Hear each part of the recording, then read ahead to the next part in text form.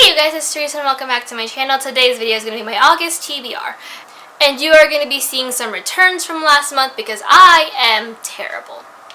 So, let's get into it. Let me scoot to the side a bit more. But the first book that I am planning to read in August is one that I've actually started to read. And is another return. It's like the third time this book has ended up on a TBR. And I'm so sorry for it. And I'm almost done.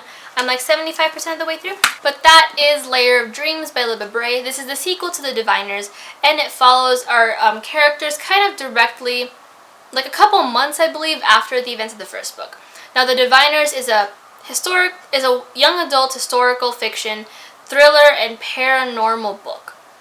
All wrapped into one, which is great for me. And it takes place in the 1920s, which is even better because like even though the 1920s was kind of trashy, I loved the atmosphere and all that stuff behind it. So I love reading about it. Didn't like all the racism and sexism and the kind of like hidden truths to the prohibition, but it's fine. Anyway, so it follows Evie O'Neill as she goes to New York in the 1920s after her parents kind of kicked her out.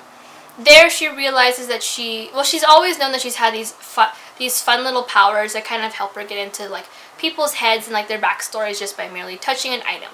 But then she realizes that she's not alone in this and that there's a creepy little killer on the loose doing terrible things to people.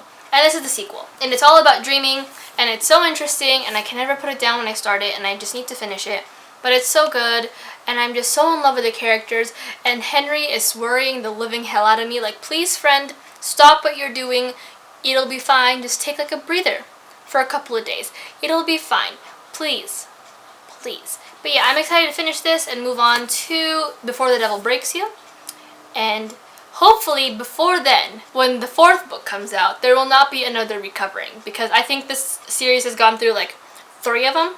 And I don't want to be the fourth where I'm like, yeah, I have all the books that match up except for the fourth one.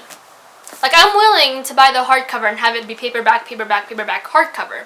Because I've had that happen frequently within my bookish items. So I've given up on that. But if the covers don't line up, we're going to have a problem. The next book on my list is a reread, and that is Of Fire and Stars by Audrey Coulthurst. I'm rereading this because the sequel comes out on the 13th, and I really forgot what happened.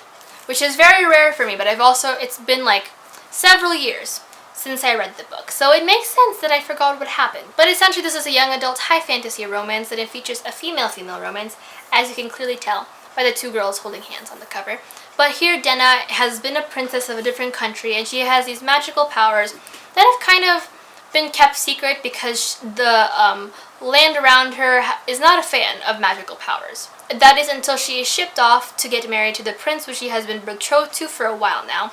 And there she falls in love with the prince's sister. Then there's an assassination attempt and some weird usurping of the throne that just kind of goes down and makes things so much more interesting. But I really have no idea what else happened in the book. I just remember giggling at all the cute parts. But yeah, I'm gonna reread this like ASAP. And then when the sequel comes out, I'm gonna read that and cry into the abyss. But really, I'm probably gonna make a video review of it so you guys can cry with me.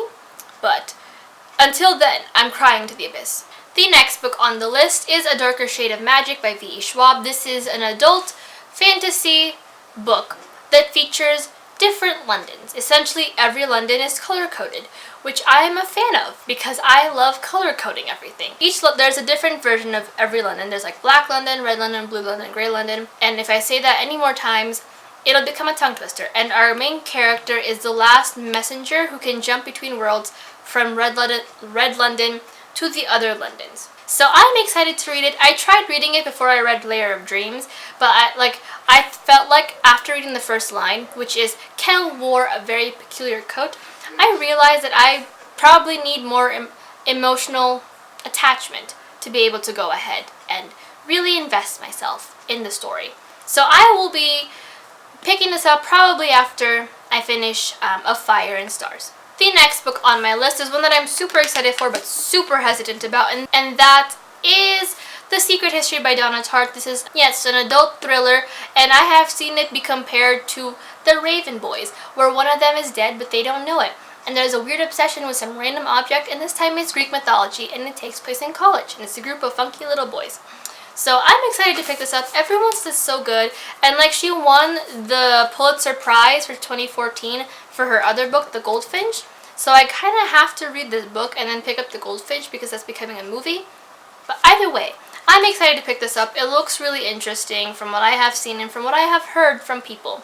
And like chances are, if I loved it even as much as like half of what the other people have loved it as, it'll probably end up on like my top 10 of 2019.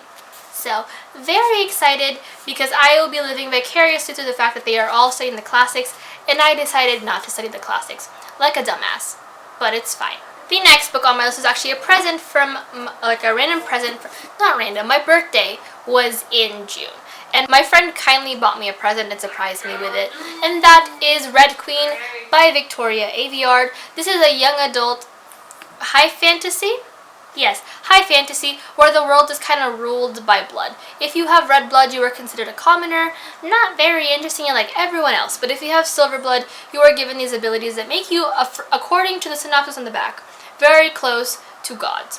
And Mare, who is our main character, ends up on the castle for some unknown reason, where they find out she has fancy abilities, but her blood is red and not silver.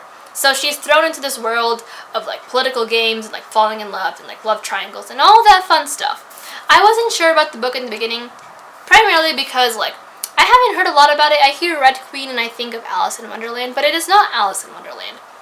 Far from it. But I'm excited to read it. My friend Sam and I have very similar tastes in books, so I'm expecting to love this book as much as she has.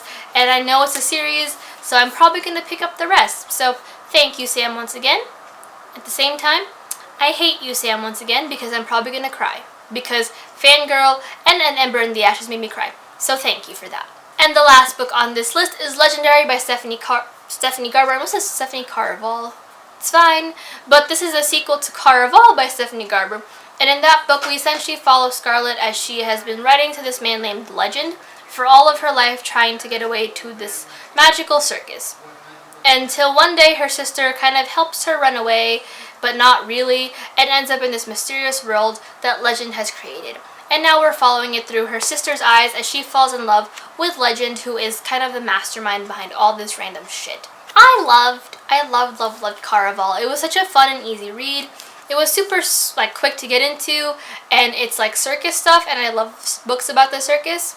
So yeah, I'm excited to pick this book up. I probably might need a mini synopsis to remember what happened, because I read it last year, but it was in like a situation, well, that's a lie. I remember what happened, but I might need a synopsis just to like really cement it in as to what had happened. But yeah, I'm excited to pick this up soon, and hopefully I'll love it like everyone else, and then I can move on. Well, I can't move on, because I have to wait for Finale to become a paperback, so it all matches. But after that, I can move on to Finale. That is it for my August TBR. Kind of a little adventurous, I'd like to say. Not adventurous. Interesting, I'd like to say. But I am excited to pick up all these books, and hopefully I do get the chance to, because everyone knows that I have been struggling to pick up books. Not really, but to continue on with books recently. So yeah, but if you guys want me to make a video out of any of these books, either like my thoughts as I'm reading through them, my thoughts after I read them, all that stuff, leave those down below and I'll get to them as soon as possible. If you have any suggestions for books you want me to read, be a pal and give them to me.